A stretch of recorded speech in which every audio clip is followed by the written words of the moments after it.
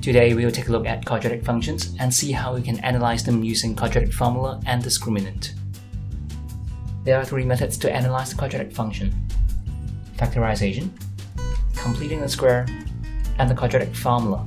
In this video, we'll focus on using the quadratic formula.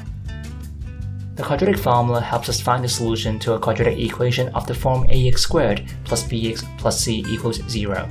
In particular, the solutions are given by x equals negative b plus or minus the square root of b squared minus 4ac all over 2a. Here's a song which helps you memorize the formula. Quadratic formula method is plus or minus square root b squared minus 4ac all over 2a. Isn't that nice? We usually use factorization to solve a quadratic equation. However, if you find it difficult to factorize a particular quadratic equation, consider using the quadratic formula. For example, let's say we want to solve the equation x squared plus 3x minus 1 equals to 0. In this particular quadratic, the a value is equal to 1, the b value is equal to positive 3, and the c value is negative 1. Now we can substitute the a, b, and c value into the quadratic formula and solve for the solution.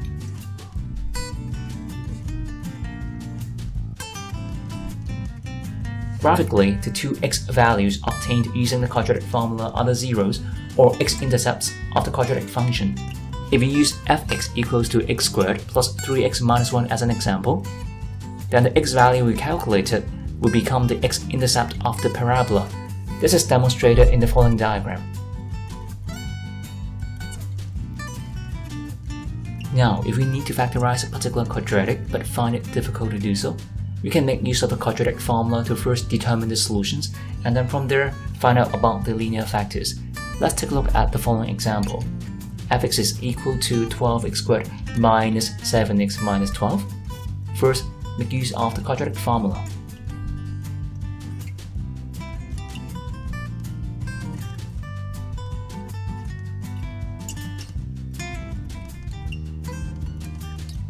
As mentioned, the x value we obtained using the quadratic formula corresponds to the x-intercepts of the function fx. In this particular case, the x value of 4 over 3 allows us to determine the linear factor of 3x minus 4, and the x value of negative 3 over 4 corresponds to the linear factor of 4x plus 3. Therefore, fx equals to 12x squared minus 7x minus 12 can be factorized as 3x minus 4 times 4x plus 3. The quadratic formula also allows us to deduce the number of roots or solutions to a quadratic equation easily. We should focus on the part of the quadratic formula under the square root sign, which is given by b squared minus 4ac. This value is called the discriminant and is usually represented by a little triangle called delta. If the delta value is less than 0, there will be no solution to the quadratic, no real roots. If delta is equal to 0, then there will be one single solution, we call that the repeated root. If delta is greater than 0, then there should be two distinct solutions to the quadratic. We can also try to analyze what's happening graphically. No real solutions, delta less than 0 means the parabola is above the x-axis.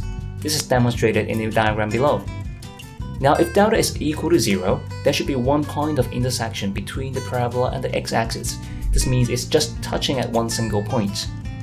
If delta is greater than 0, then the parabola should cut the x-axis at two distinct points. Let's take a look at the following example. Find the possible values of k for which the quadratic equation x squared plus kx minus 9 equals 0 has no real roots. Whenever a question concerns the number of solutions to a quadratic, think of the discriminant. In this particular case, we know that there should be no real roots and therefore the delta value should be less than 0. k squared minus 4 times 1 times negative 9 is less than 0. k squared minus 36 should be less than 0. This is what we call a quadratic inequality, and to solve it, we should analyze what's happening graphically. First, try to sketch the curve y equal k squared minus 36. Just take it as if the k value corresponds to the x value. Now we can see that there are two k-intercepts, negative 6 and 6. In here, we try to look for the section of the curve under the x-axis because k squared minus 36 is supposed to be less than 0. we can see that corresponds to the section in between the k value of -6 and 6. This also happens to be the solutions to the original question. What it means is that any value of k between -6 and 6 is going to produce a quadratic x² plus kx minus 9 equals 0, which has no real solutions. Let's take a look at the second example. Find the possible values of k for which the quadratic equation -x² plus k minus 4 times x plus 1 minus k equals 0 has two real roots. As you might recall, two real roots basically means the discriminant delta value is greater than 0. This allows us to write down the following quadratic inequality in k. Now we can simplify it and see that k minus 2 times k minus 10 must be greater than 0. This is an example of quadratic inequality and we should solve it graphically. Here's the sketch for y equals k minus 2 times k minus 10. You might observe in the following diagram that the k-intercept is at 2 and 10 respectively, and it also has it opening upwards. Now, since we want to solve the quadratic inequality k minus 2 times k minus 10 greater than 0, we should focus on the section of the curve which is above the horizontal axis. That means that the k value should be less than 2 or the k value should be greater than 10. In the third example, we are given that -kx² plus kx minus 1 is less than 0 for all real values of x. Now, this is different from the previous example where we are given the number of roots or solutions directly. Instead, we are told that this quadratic expression is always less than 0. What exactly does this mean? If a quadratic expression f of x is always less than 0, its graph should look similar to the one below. Notice that in this diagram, every point on the curve is below the x-axis, which in turn means that the y value or the fx value is always negative. Therefore, the quadratic equation fx equals 0 has no real root, and the discriminant should be negative. Now we are back to familiar territory. This allows us to write down the quadratic inequality in k.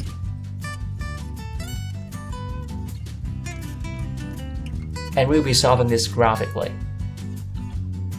Here's the sketch for y equals k times k minus 4. Since we want to solve for the quadratic inequality k times k minus 4 less than 0, we will be focusing on the section of the curve which is below the x-axis. Therefore, k should be between 0 and 4, and this is also the solution to the original question. In the last example, we are given that x² plus kx plus k plus 2 is greater than or equal to 0 for all real x values. Find the possible values of k. In this kind of problem, we should always focus on the inequality sign, which is greater than or equal to in this case. What do you think the graph is going to look like? If a quadratic function fx is greater than or equal to 0 for all real x values, its graph should look like either of the diagrams shown to you. You can see that on the diagram to the left, the parabola is actually above the x-axis, while for the parabola to the right is actually just touching the x-axis at one single point. This means that fx equals 0 has either no real roots or one single real root, and the discriminant delta should be less than or equal to 0.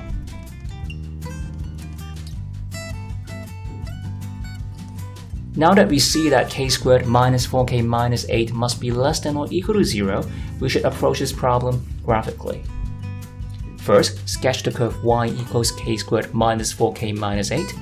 This requires us to find the k-intercepts, but since this quadratic is not easily factorizable, we should find these two intercepts using the quadratic formula again.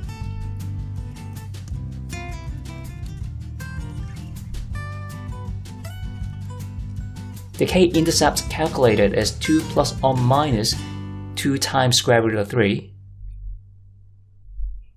And you can see that since we are looking for the section of the curve beneath or on the x-axis, the k value should be in between 2 minus 2 times square root of 3 and 2 plus 2 times square root of 3. And here's the summary. The quadratic formula is given by x equals -b plus or minus square root of b squared minus 4ac all divided by 2a. If you find it difficult to memorize, try listen to the quadratic formula song a few more times. We can use it to solve a quadratic equation or to factorize a quadratic function. Whenever a question concerns the number of solutions to a quadratic equation, think of the discriminant b squared minus 4ac. If it is less than 0, then we know that there is no real roots. If delta is equal to 0, there should be one single real root, and if delta is greater than 0, then the quadratic equation should have two real roots. Finally, if we need to solve quadratic inequality, try to approach it graphically by sketching the quadratic curve. Consider the section of the curve which lies above or below the x-axis. And here's the end. I hope you enjoyed the video and find it helpful.